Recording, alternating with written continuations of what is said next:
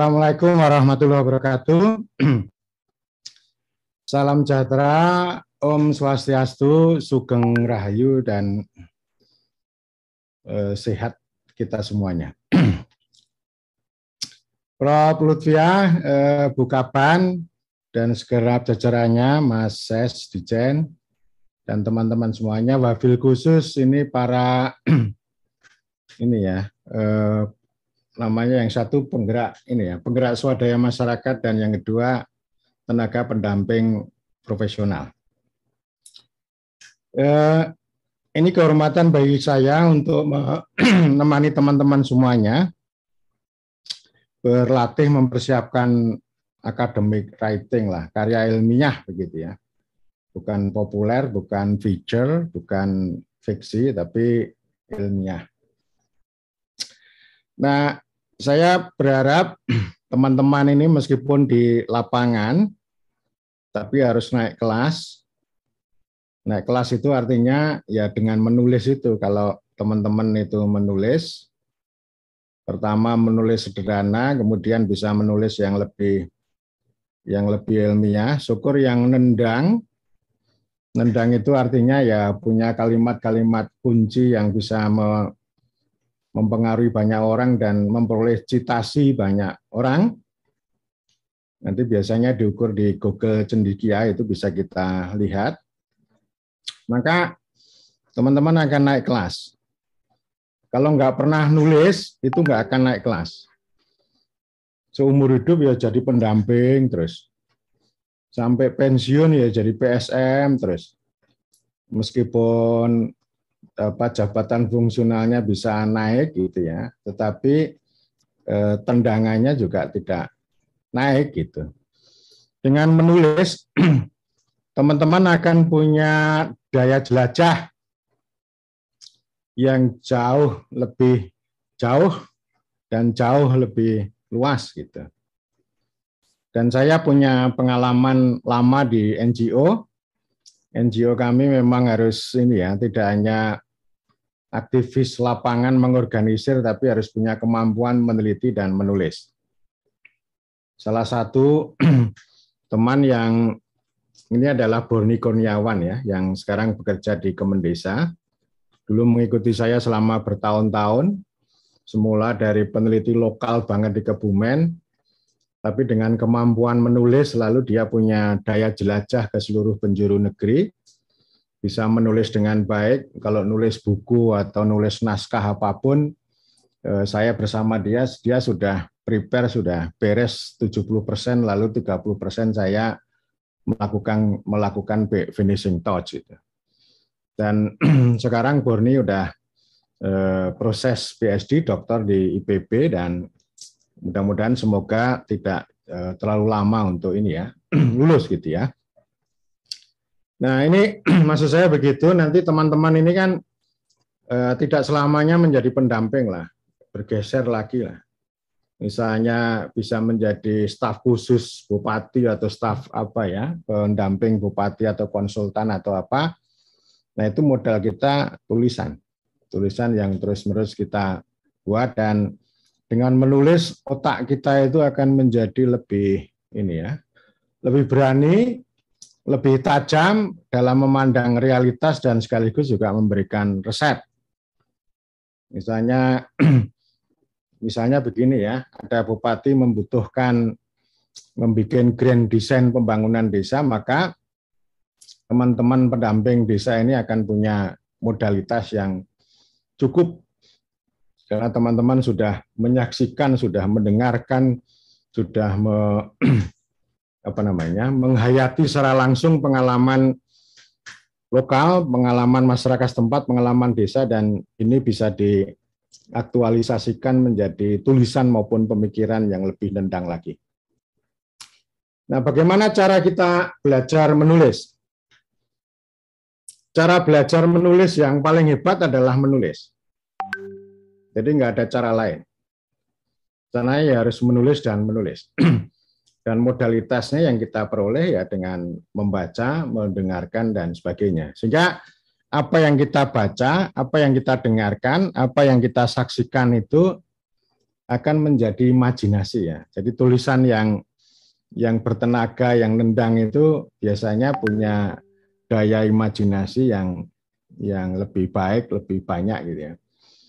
Dengan imajinasi tulisan kita bisa menjadi lebih mengalir ya. Itu maksud saya pembentukan ini ya. Jadi artinya kalau di kepala kita, di otak kita itu memori kita itu semakin banyak, maka ini ya tulisan kita menjadi lebih lancar dan nanti hasilnya itu jauh lebih nendang. Nah, dan saya kira teman-teman masing-masing punya pengalaman yang beda-beda, karena pengalaman kita menulis itu kan ada 3 jalur. Jalur yang pertama ketika kita belajar bahasa Indonesia dari sekolah dasar sampai ke perguruan tinggi. Bahasa Indonesia itu kan antara lain belajar mengarang, dan sebenarnya yang paling penting dari bahasa Indonesia itu mendidik kita itu berimajinasi terhadap apa yang kita dengar dan kita lihat. Misalnya kita waktu SD itu diajak jalan-jalan mengelilingi desa gitu, dan setelah itu pulang diminta untuk menuliskan apa yang dilihat. Nah, ini pengalaman bahasa Indonesia, dan bahasa Indonesia yang paling penting itu mengajarkan supaya kita menulis dengan baik dan benar. Bukan benar dan baik ya, tapi baik dan benar. Dan ini penting bagi kita, termasuk saya sekarang yang kalau dulu tidak begitu suka pelajaran bahasa Indonesia, tetapi setelah menggeluti dunia penulisan, mau tidak mau saya harus belajar bahasa Indonesia dengan baik dan benar. Jadi tulisannya harus baik sekaligus benar. Baik itu berbicara tentang esensi, tentang pesan yang disampaikan dalam tulisan itu, tentu termasuk juga gaya penulisan, itu sangat penting, nanti akan saya sampaikan. Kemudian yang kedua dari sisi bahasa itu adalah tata bahasa. Tata bahasa itu ya kita semuanya sudah tahu lah, harus benar tata bahasanya, tidak salah, SPOK-nya harus jelas dan sebagainya. Sehingga itu pengalaman yang paling awal bagi kita ya dari bahasa Indonesia. Kemudian yang kedua, mungkin tidak semua punya pengalaman ya, tetapi tentu ada di antara teman-teman ini yang punya pengalaman di dunia jurnalistik. Sekurang-kurangnya pernah mengikuti diklat pelatihan jurnalistik untuk mencari informasi dan menuliskan informasi itu secara detail. Siapa, apa, berapa, kapan, di mana, mengapa, dan bagaimana itu ya. Itu kita tuliskan. Dan mungkin teman-teman pendamping lapangan itu ketika membuat storytelling misalnya, pasti akan menghimpun informasi yang diperoleh diayati di lapangan. Ini kan sama dengan semacam jurnalisme. Atau mungkin ada teman-teman juga yang punya pengalaman langsung meskipun tidak secara formal menjadi jurnalis atau menjadi wartawan di media resmi, tapi punya pengalaman ini ya, jurnalisme warga. Jadi ini pengalaman ini ya, mungkin ada ya, nanti saya kira yang namanya training seperti ini atau belajar seperti ini kan sharing itu menjadi jauh lebih penting. Kemudian yang ketiga, nah ini yang paling berat yang diharapkan Bu Kaban itu menulis ilmiah itu artinya kita punya pengalaman dalam metodologi penelitian. Entah menulis skripsi, tesis, disertasi atau penelitian lepas dan sebagainya. Dan oleh karena itu di poin yang ketiga ini nanti yang akan saya sampaikan ya. Jadi dengan pendekatan metodologi penelitian, tetapi soal kemasan itu itu terserah. Soal gaya tulisan itu selera orang, tidak bisa seragam. Itu soal selera, soal pilihan. Jadi saya mempelajari beberapa buku, lalu saya ambil, oh ini yang cocok misalnya. Tulisan A dengan B dengan C itu saya gabung lalu bisa menjadi ciri khas tulisan saya. Kompas itu adalah media yang memberikan pelajaran kepada kita tentang tulisan dengan bahasa yang baku dan informatif. Baku sekali. Jadi artinya sudah bahasa Indonesianya sudah ini ya, baik dan benar. Kalau tulisan Tempo itu nakal ya, renyah gitu ya. Renyah, nakal, pendek-pendek gitu ya. Tapi renyah dia dan sentilan-sentilunya itu begitu menarik. Itu kalau di mata saya ya. Tetapi saya tidak suka dengan cara Tempo itu menulis dengan kalimat yang pendek-pendek. Kadang hanya 2 kata, 3 kata itu sudah menjadi satu kalimat. Nah, saya dalam hal gaya, dalam hal cara penyajian, yang paling saya suka adalah majalah National Geographic dan majalah Garuda. Kalau dulu masih sering terbang itu selalu sajian pertama ya membaca tulisan-tulisan yang ini ya, dan biasanya orang Barat itu punya pengalaman, punya talenta menulis itu jauh lebih indah dan bertenaga. Jadi renyah, indah, bertenaga, mendayu-dayu gitu ya. Nanti silakan teman-teman membuka ini ya, secara online di situs Garuda Indonesia dan Anda bisa membaca tulisan-tulisan semacam fitur atau report seorang pengelana, seorang pelancong yang menuliskan pengalamannya pada objek wisata tertentu gitu ya. Kalimatnya disusun secara indah dan mendayu-dayu dan bertenaga. Nah, ini soal gaya ya disajikan itu. Tetapi ketika kita menulis dalam satu rangkaian kalimat yang utuh, dalam satu artikel, apalagi dalam satu buku, memang tidak mungkin kita akan membuat seluruh kalimat itu menjadi mendayu-dayu, menjadi indah dan bertenaga. Biasanya akan bersifat campuran dari gaya, mungkin gaya Kompas atau gaya Garuda atau gaya National Geographic gitu ya.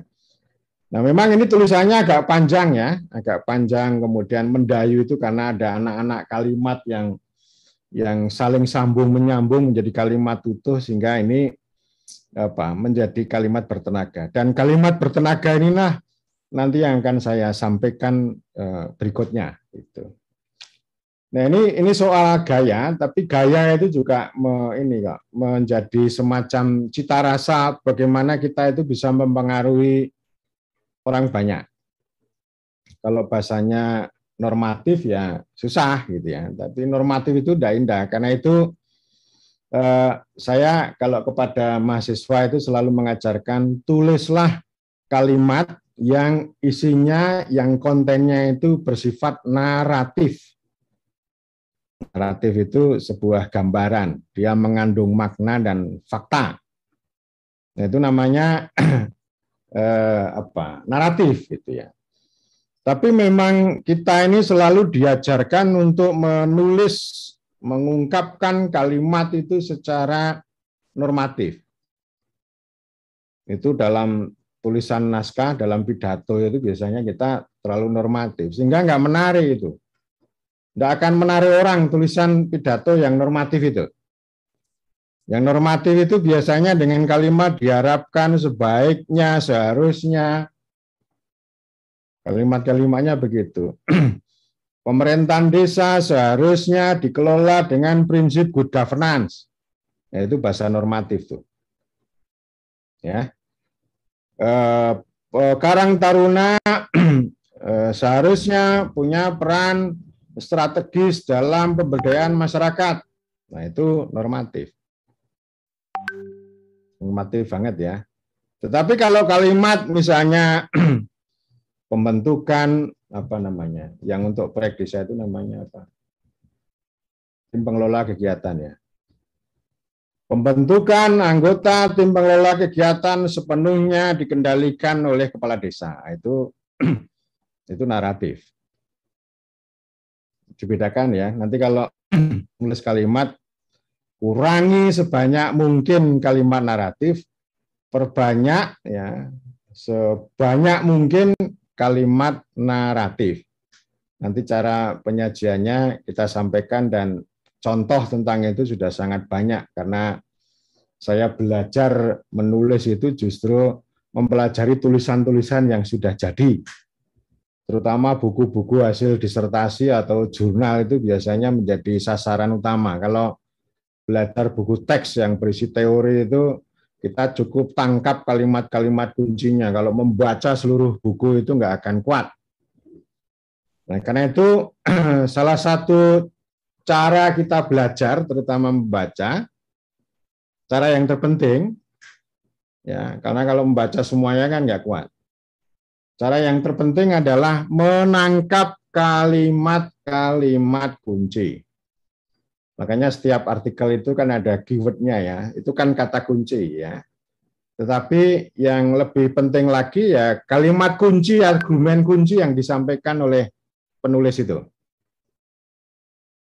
Nah, nanti karya ilmiah termasuk pengetahuan gitu ya, itu adalah menghasilkan kalimat-kalimat kunci. Nanti ke depan, kalau teman-teman itu sudah lancar, sudah jam terbangnya tinggi, maka akan memproduksi kalimat-kalimat kunci atau quote-quote ya, kutipan-kutipan yang menarik dan bertenaga, dan itu akan memberikan inspirasi maupun pengaruh pada orang banyak.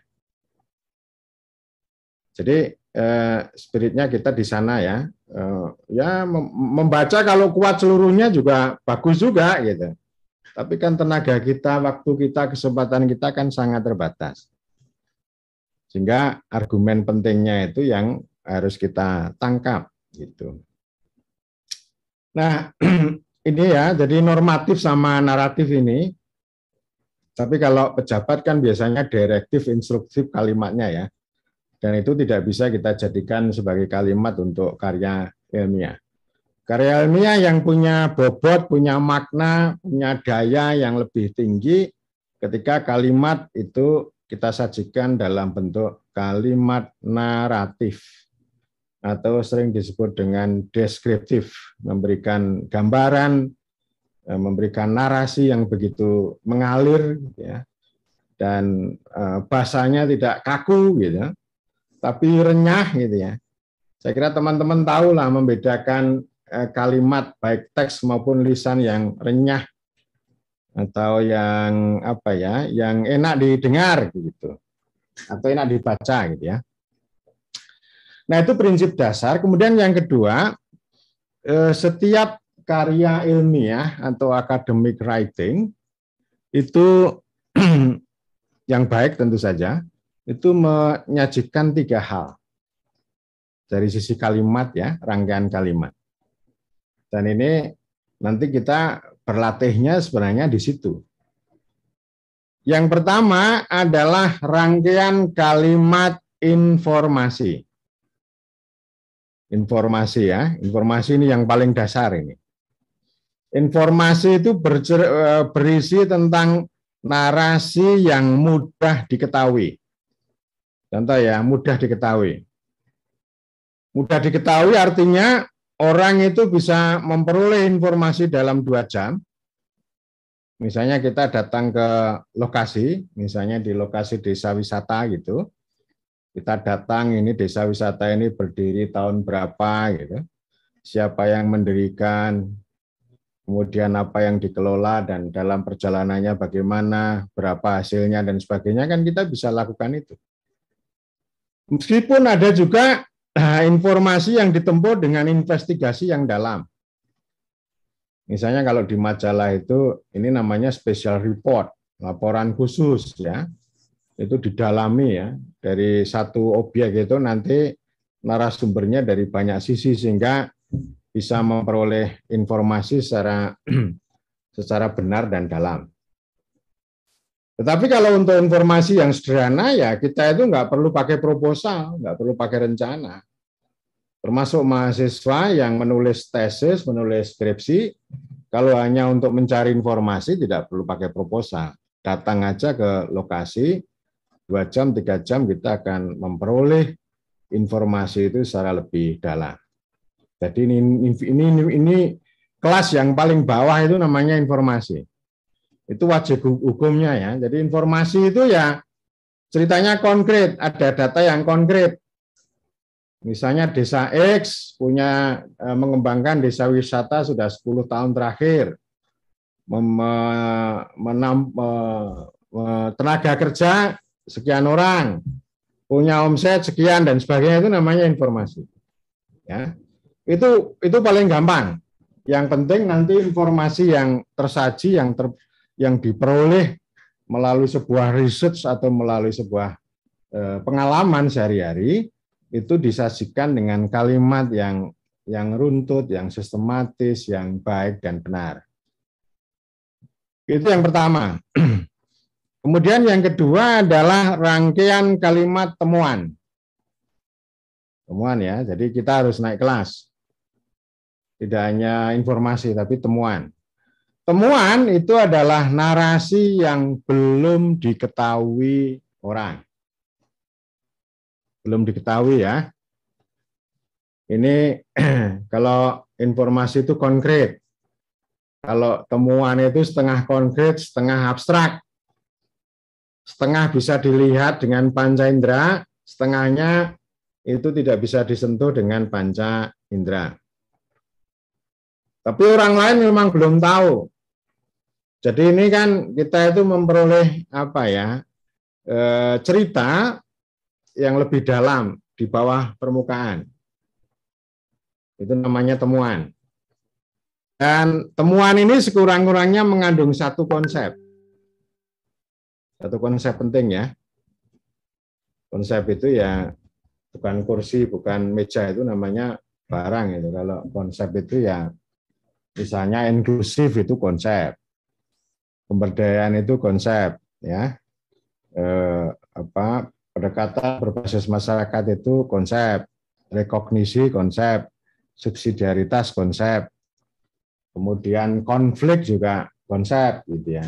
Karena konflik itu ya sebuah konsep yang digunakan untuk menandai sengketa itu namanya konsep itu ya, satu kata yang abstrak yang tidak bisa disentuh langsung dengan panca indera. Mau tidak mau ketika kita menulis academic writing atau karya ilmiah, kita harus bersentuhan dengan konsep dan teori. Nah, temuan itu ya bisa macam-macam. Misalnya kalau informasinya desa wisata di Nganggeran, katakanlah gitu ya, nanti diceritakan informasinya gitu. Atau desa wisata yang lain gitu ya. Tapi temuan itu adalah sesuatu yang tadi ya, yang baru yang belum diketahui orang. Misalnya begini kalimatnya. Di Medan Desa Wisata terjadi sengketa antara pemerintah desa dengan kelompok sadar wisata. Itu kalimat temuan yang tidak diketahui secara publik, secara luas oleh orang lain. Itu ya. Jadi konsepnya apa? Sengketa atau konflik. Nah, nanti kan yang konkret itu kan pemerintah desanya kan bisa dilihat tuh. Pok Dariusnya juga bisa dilihat. Tapi kalau konfliknya itu kan nggak bisa dilihat dengan panca indera secara langsung. Itu melalui barangkali investigasi yang lebih dalam. Itu salah satu contoh ya. Salah satu contoh. Contoh yang lain misalnya pendekatan berbasis masyarakat itu ternyata tidak seperti yang kita harapkan. Misalnya ya, tapi justru menimbulkan tragedi bersama. Misalnya begitu. Atau kalimat yang lain misalnya begini, kelompok masyarakat adalah institusi yang prematur. Misalnya ya, itu temuan itu. Dan temuan itu sekali lagi ini kombinasi antara teori yang kita gunakan, atau konsep-konsep di dalam teori yang kita gunakan dengan fakta yang kita peroleh dari lapangan. Itu dikristalisasi menjadi kalimat yang setengah abstrak dan setengah konkret. Gitu ya. Misalnya tadi ya, kepala desa mengendalikan seluruh proses pembentukan kelompok swadaya masyarakat misalnya. Nah, itu kan temuan. Jadi maksud saya sebuah penelitian kan sudah mengandung dua itu, Kita nggak boleh karya ilmiah hanya berisi informasi, tapi harus ditambah dengan temuan. Dan yang ketiga, harus ditambah, kalau ilmiah itu kan harus pakai teori. Ilmiah itu kan artinya kita memproduksi pengetahuan. Jadi karena itu yang ketiga adalah rangkaian kalimat teori garis miring pengetahuan. Jadi teori itu adalah inti pengetahuan. Pengetahuan adalah teori. Itu ya. Kalau temuan sama informasi itu belum disebut dengan pengetahuan. Karena itu yang kita lakukan di dalam menghasilkan karya ilmiah itu kan research. Research ya, bukan search. Kalau search itu mencari berita, mencari kabar itu namanya kelasnya informasi. Tetapi kalau research, meneliti kembali, itu artinya kita sedang, apa sih yang kita cari sebenarnya? Kita cari kembali. Yang kita cari kembali adalah teori. Teori itu rangkaian kalimat itu loh. Tapi nanti disusun lah, nanti kita pelajari gitu. Dan memang kalau mau ilmiah ya arahnya sampai ke sana. Dan itu bisa kita rintis kok. Orang teknik mesin itu juga bisa kok, belajar sebentar itu, belajar tentang ilmu sosial juga bisa. Saya belajar ilmu politik, tapi 3 malam membaca sosiologi juga bisa, menemukan teori-teori sosiologi. Gitu ya. Kalau mau pendalaman ya 1 semester gitu. Jadi saya bisa ngomong begitu, padahal dulu kalau waktu S1 itu ya tergopoh-gopoh untuk memperoleh sarjana itu. Tetapi karena kita sudah melampaui, kita bisa mengatakan, oh belajar teori sosiologi itu selama 1 semester itu sudah selesai tuntas gitu ya. Itu misalnya begitu. Teori itu ya intinya argumen. Argumen yang menghubungkan 2 konsep atau lebih. Jadi intinya ada 2 konsep. Misalnya ada konsep apa ya? Nah, ini kita berlatih. Teman-teman itu kan cara berlatihnya itu kan, oh ini ada 2 konsep, lalu 2 konsep itu dihubungkan menjadi kalimat. Kalimat itu disebut sebagai kalimat teori. Misalnya begini, tidak ada pemimpin kuat, tidak ada reformasi pemerintahan desa. Ya, konsepnya apa itu? Konsepnya adalah pemimpin dan reformasi. Jadi sama juga lebih pendek lagi. No leader, no reform. Gitu ya.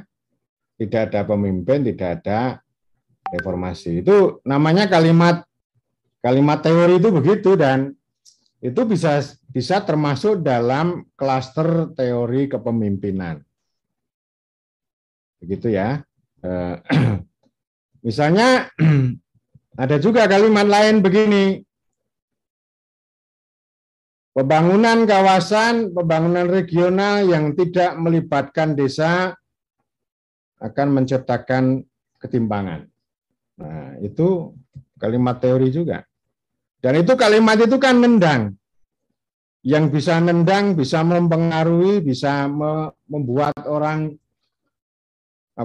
terinspirasi itu kalau kalimat-kalimat nendang seperti itu. Kan misalnya kalimatnya gini. Ketika desa mengisolasi diri dengan desa membangun, maka dia akan mengawetkan kemiskinan. Itu kan kalimat tendangan itu. Itu namanya kalimat teori itu. Itu 1 kalimat itu. Nah, nanti kalimat itu akan disertai dengan uraian yang panjang. Terus kalimat satunya lagi yang saya sampaikan. Sebaliknya, pembangunan kawasan maupun pembangunan regional yang tidak melibatkan desa akan menghadirkan ketimpangan. Gitu ya. Itu namanya teori itu. Karena ada 2 Karena ada 2 konsep yang terhubung. Pokoknya itu ya, nanti konsep itu dibimbing dengan teori. Bimbing dengan teori, dan saya di video saya di channel saya Sutoro Eko Yunanto itu ada seri belajar metodologi. Kalau teman-teman nanti berkenan silakan kunjungi itu ya. Bagaimana kita bermetodologi mulai dari melakukan problematisasi, merumuskan masalah, sampai dengan video yang lain adalah bagaimana kita melakukan konseptualisasi. Jadi mau tidak mau, yang namanya karya ilmiah itu harus mengandung 3 itu. Informasi, temuan, teori. Ya, nanti teori itu kan ada akan kelihatan itu kalau misalnya kita nulis skripsi, nulis tesis itu di ini ya, di konklusi, di kesimpulan itu kristalisasi kalimat teori itu akan sangat kelihatan. Gitu ya. Jadi karya ilmiah mengandung itu. Nanti dengan soal format jurnal itu kan beda-beda antara rezim jurnal satu dengan rezim jurnal lainnya. Tetapi intinya setiap artikel ilmiah itu harus mengandung itu. Dan kaitan antara 3 kalimat itulah yang disebut dengan analisis. Jadi analisis itu tadi, analisis itu kan ada pemetaan fakta, kemudian ada pemahaman terhadap fakta itu, lalu yang lebih penting adalah merumuskan kalimat temuan yang belum diketahui oleh orang banyak. Jadi informasi itu mudah diketahui, temuan itu belum diketahui, teori itu penting untuk diketahui. Kalimat teori itu sangat penting diketahui. Itu pelajarannya sangat banyak. Kalau Anda bisa membuat kalimat teori yang jam terbangnya sudah tinggi, maka kita itu mudah menendang gagasan. Kalau kita ketemu dengan policy makers, pembuat keputusan, waktunya hanya pendek, maka kita harus bisa menyampaikan dengan kalimat yang dikapsul, kalimat yang diekstrak, ya, sangat pendek. Kita nggak akan bercerita berbuih-buih, storytelling yang berbuih-buih ketika kita ketemu dengan pembuat keputusan. Waktu beliau-beliau itu sangat terbatas. Dan ini nanti pelajaran berikutnya kalau kita sudah bahasa Jawanya lanyah ya, lanyah itu lancar ya, lancar dan cepat membuat tulisan-tulisan ilmiah. Nanti pada ujungnya kita itu punya kemampuan untuk membuat policy brief, policy brief kertas kebijakan yang sangat pendek, paling banter 4 halaman, yang itu kita gunakan untuk menendang para pembuat kebijakan. Gitu nanti yaitu itu daya tariknya, daya dorongnya itu ya pada kalimat teori itu. Ketika saya menguji ya, entah ujian disertasi, ujian tesis dan sebagainya, itu kan biasanya orang itu kan cerita panjang ya. Lalu saya selalu begini, tolong sahabat, sobat, dari cerita yang panjang tadi, silakan diperas, dikristalisasi menjadi 1 kalimat. Padahal itu kalimatnya panjang tuh. 1 kalimat aja, ayo. Nah, itu namanya kalimat teori. Intinya apa gitu ya. Nah, itu 3 poin itu kawan-kawan, dan soal cara penyajian itu kan selera ya, soal beda-beda. Kalau kita membuat analisis, kita menyajikan tulisan itu biasanya saya menyampaikan ini ya, ada 5 ya. Pertama adalah abstraksi. Abstraksi itu kalimat abstrak ya, atau yang saya sebut dengan kalimat temuan tadi. Itu biasanya kalau laporan-laporan yang dibuat Bank Dunia ya, itu begitu, dikasih bold, dikasih tebal. Itu namanya kalimat abstrak atau kalimat temuan. silakan teman-teman browsing di situsnya program-program Bank Dunia, itu pasti akan mengandung kalimat-kalimat itu. Itu tadi misalnya pembentukan kelompok masyarakat dimonopoli oleh segelintir elit desa misalnya, itu kalimat abstrak. Itu menjadi kalimat yang pertama yang bisa dibold, bisa ditebalkan. Nah, kemudian yang berikutnya dikasih apa namanya deskripsi ya. Jadi setelah ada abstraksi, deskripsi. Deskripsi itu ya uraian atau narasi, memberikan penjelasan atau memberikan pemahaman terhadap kalimat abstrak yang tadi sudah dikutip. Jadi artinya kalau misalnya teman-teman itu menulis 10 halaman katakanlah, itu paling tidak akan terdiri dari beberapa kalimat temuan atau kalimat abstrak. Yang kedua setelah narasi adalah, yang ketiga ya, tadi abstraksi, narasi atau deskripsi, lalu yang ketiga adalah ilustrasi. Ilustrasi itu data, menyajikan data, menyajikan pengalaman.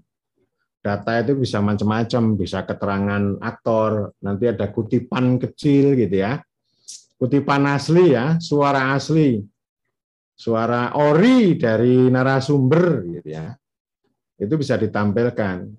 Itu untuk pembuktian supaya kita itu tidak hoax atau tidak ngawur begitu ya. Jadi ada ilustrasi data, kemudian yang berikutnya syukur, ini opsional sih, syukur ditambah dengan visualisasi. Visualisasi itu misalnya ada grafik, ada tabel, ada peta misalnya ya, ada foto gitu. Nah itu silakan digunakan. Ini opsional, tapi kalau ditambahkan itu lebih baik. Itu untuk menambah menambah ilustrasi tadi gitu. Sehingga informasinya kaya ya. Jadi maksud saya yang ilustrasi data sama visualisasi ini kita sebut sebagai rangkaian kalimat informasi, gitu ya. Kalau yang tadi yang pertama, yang abstraksi itu adalah kalimat temuan. Ya, terus kemudian dari sekelompok klaster yang terdiri dari 4 itu nanti di akhir kita akan melakukan konklusi. Konklusi itu kesimpulan. Kesimpulan itu bukan ringkasan dari narasi analisis, misalnya ya. Kalau orang menulis skripsi katakanlah 150 gitu ya. Lalu di setengah 150 itu ada kira-kira halaman penutup, kesimpulan itu berisi 5 halaman. 5 halaman itu bukan ringkasan. Bukan ringkasan bab 1, bab 2, bab 3, bab 4, dan seterusnya, bukan. Tetapi konklusi atau kesimpulan itu adalah kristalisasi untuk membentuk kalimat teori. Jadi kita itu membuat teori, nanti kalimatnya abstrak banget, menembus ruang dan waktu. Jadi kalau kalimat temuan itu mengandung konsep yang abstrak dengan fakta yang konkret, jadi campuran. Tapi kalau kalimat teori itu seluruhnya sepenuhnya abstrak, sekurang-kurangnya terdiri dari 2 konsep. Seperti tadi saya ambil contoh, reformasi pemerintahan lokal tergantung pada strong leader, pemimpin yang kuat, gitu ya. Misalnya begitu ya. Ini contoh kalimat kalimat abstraknya itu begitu. Jadi menembus ruang dan waktu. No leader, no reform, ya. No middle class, no democracy. Tidak ada kelas menengah, tidak ada demokrasi, ya. Tidak ada bourgeois lokal, tidak ada kemakmuran desa, misalnya. Itu namanya kalimat abstrak. Kalimat abstrak itu yang kita sebut sebagai teori, ya. Dan memang nanti dalam konklusi, dalam kesimpulan itu kita akan punya beberapa butir kalimat abstrak. Yang pertama dia berguna untuk menjawab pertanyaan penelitian. Kemudian yang kedua ya 4 kalimat, 3 kalimat itu menjadi satu kesatuan yang kait-mengkait, yang itu kita sebut sebagai teori. Jadi nanti garis besarnya begitu ya. Dan memang mungkin ini abstrak ya, karena masih teori, makanya kan kita belajar menulis itu kan seperti ini ya, berenang. Jadi jangan hanya belajar teorinya, ini gaya bebas, ini gaya kupu-kupu, ini gaya kata, ini gaya macam-macam ya. Itu penting, ya awal aja, tetapi yang jauh lebih penting ya belajar renang itu ya masuk ke kolam renang. Belajar menulis yang terbaik adalah menulis. Dan pembelajar yang terbaik ya diri Anda sendiri gitu. Kalau Anda otodidak, membaca dari tulisan ke tulisan lalu diresapi, dihayati, maka Anda akan sanggup untuk membuat tulisan sendiri secara mandiri gitu. Secara garis besar begitu ya. Nanti kalau soal format jurnal itu kan terserah. Saya lebih menyukai format jurnal yang bebas, yang mengalir begitu. Tapi memang ada jurnal yang judul dan subjudulnya itu begitu ketat.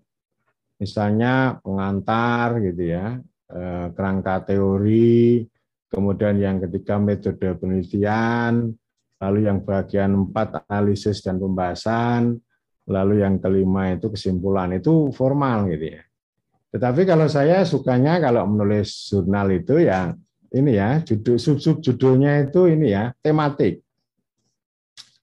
Sama ketika menulis, mengarahkan mahasiswa menulis skripsi, menulis mahasiswa ya chapter-chapternya itu, bab-babnya itu tidak hanya terdiri dari 4 bab. Misalnya 1 pendahuluan, kedua cerita tentang deskripsi wilayah penelitian gitu ya. Lalu ketiga berbicara atau bab 3 berbicara tentang analisis data, lalu bab 4 itu penutup, itu kan yang paling kuno itu. Format yang paling kuno itu mengajarkan kita, jadi melarang format yang baku itu, melarang kita itu berimajinasi. Kalau saya ya terserah aja, kalau misalnya Anda itu punya punya beberapa konsep kunci di dalam kerangka teori, maka satu konsep itu bisa dihadirkan menjadi 1 chapter, 1 bab ya. Itu kalau kita melakukan penulisan karya ilmiah yang panjang. Tetapi kalau semacam artikel jurnal ya terserah lah. Banyak contoh yang bisa kita pelajari dan semua intinya akan begitu ya. Nah, untuk sementara pengantar begitu, Mas.